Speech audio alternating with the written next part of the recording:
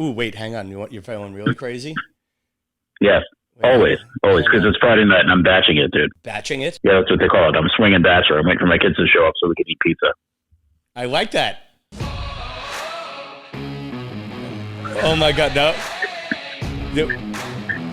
Couldn't do that when we were podcasting as kids. No, I don't think so. Who the hell mixed that for you? Because somebody's got some game.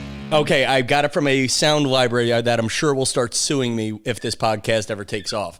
Okay, no worries about that then, okay. You're listening to a short episode of The Tom Kelly Show. On with me is my best friend in life, Mike McGarrigle. If you're a longtime Tom Kelly fan, you'll know that Mike and I used to record pretend radio shows in junior high in his basement on little tapes.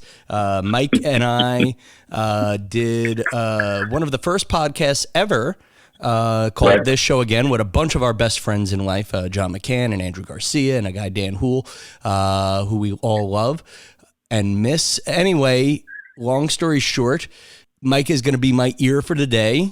And I have COVID, America.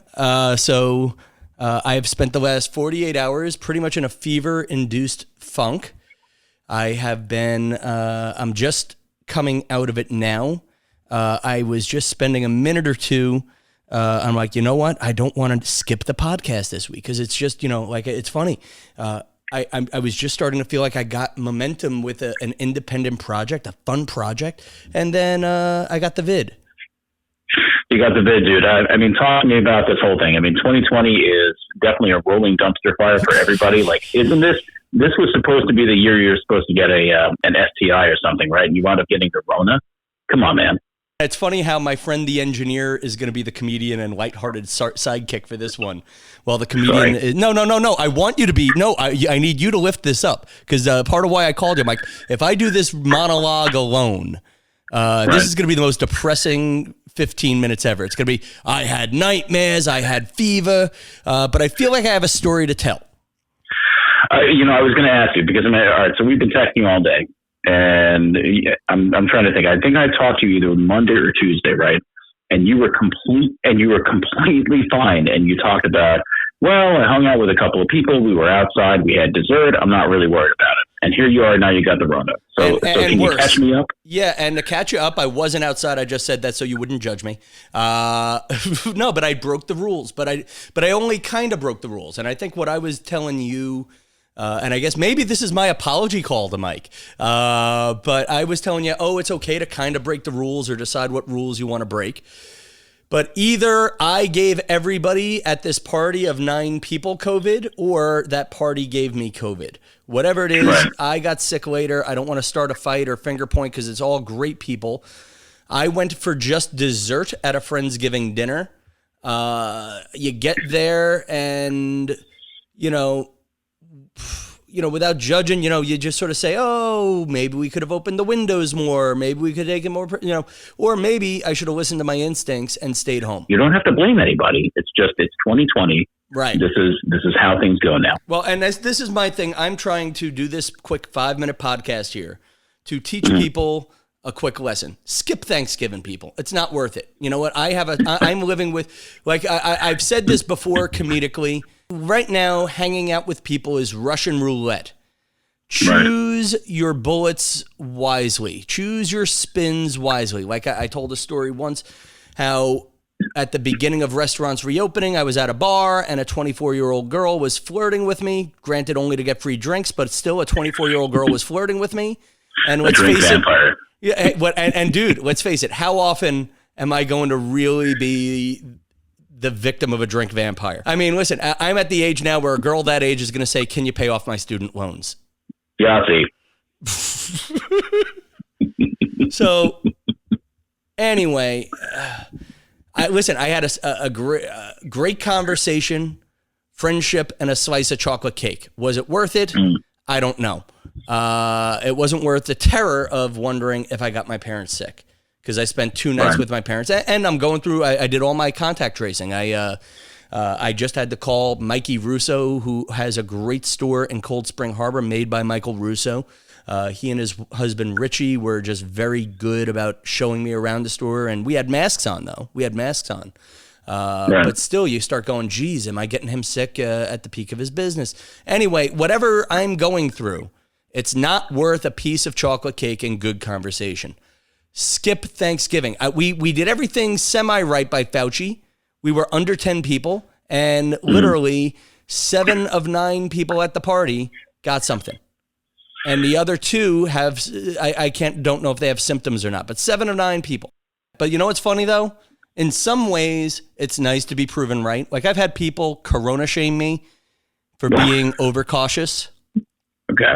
No, in some ways, I'm glad I got corona, and it's not that sounds awful, but it's nice to get corona exactly the way Fauci said you would get it. Because I've had a lot of people shaming me in all of my social circles, so nobody feels targeted or no one person feels shamed. I would argue that nobody who listens to this podcast has corona shamed me. You know, right. And that's the interesting part is now it's almost like you're typhoid Tommy. You can say, what do I have to do to prove to you that you have to be careful? Do I just have to get every party sick? Is that what I have to do? I think you're exactly right. But anyway, I don't want to harp on this too much because I really don't want to edit the show that much. But I have 2 funny segments. Our next segment coming up, last week, our friend Greg Tufaro gave me a great piece of advice. He felt I should delete emails from an ex of mine. We go to listeners. We go to the phones where we have people call in to the Tom Kelly Show with some hilarious opinions on why I should get rid of pictures from exes. And listen, be safe, people.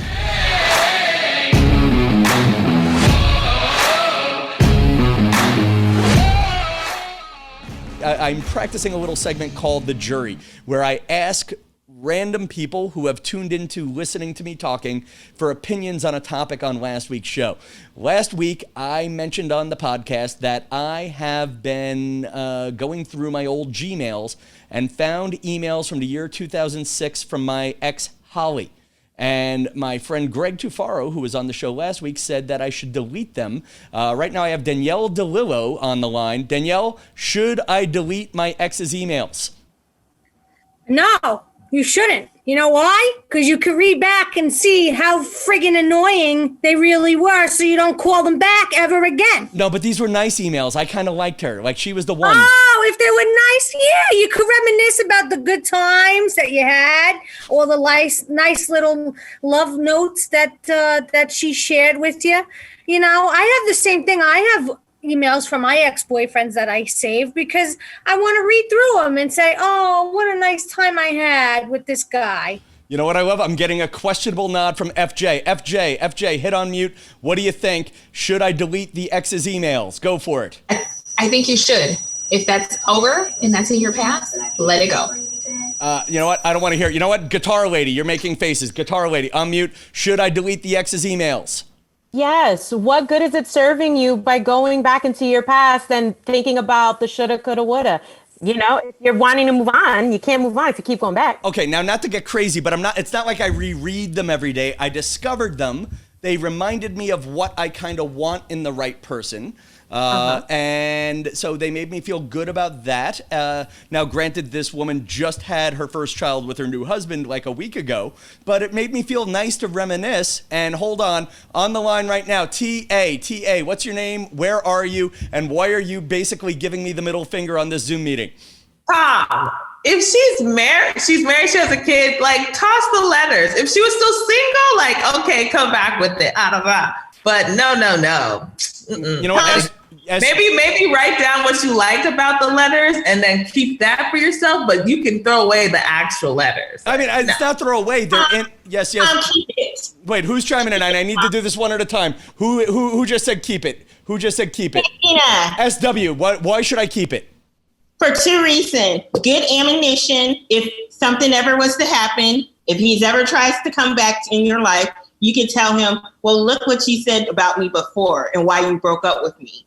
Or your significant other or whomever you dated became famous. That's what happened with my ex. Wait. People don't believe that I dated him, but I told them I dated someone that went to Princeton and who interned for a president and who is an investment banker. Nobody believes me, but sure enough, I have plenty of evidence Wait a second. Are you?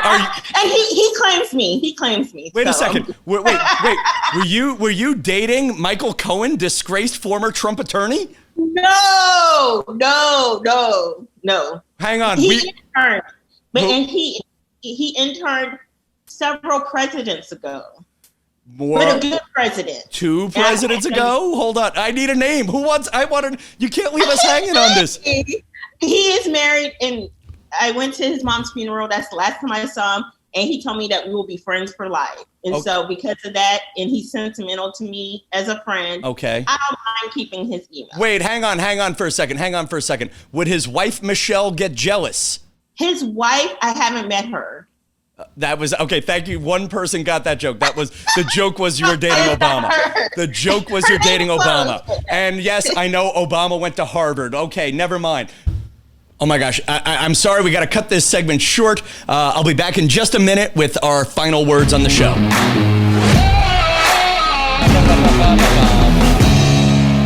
All right, guys. So listen, we thank you to everybody who participated in that last segment.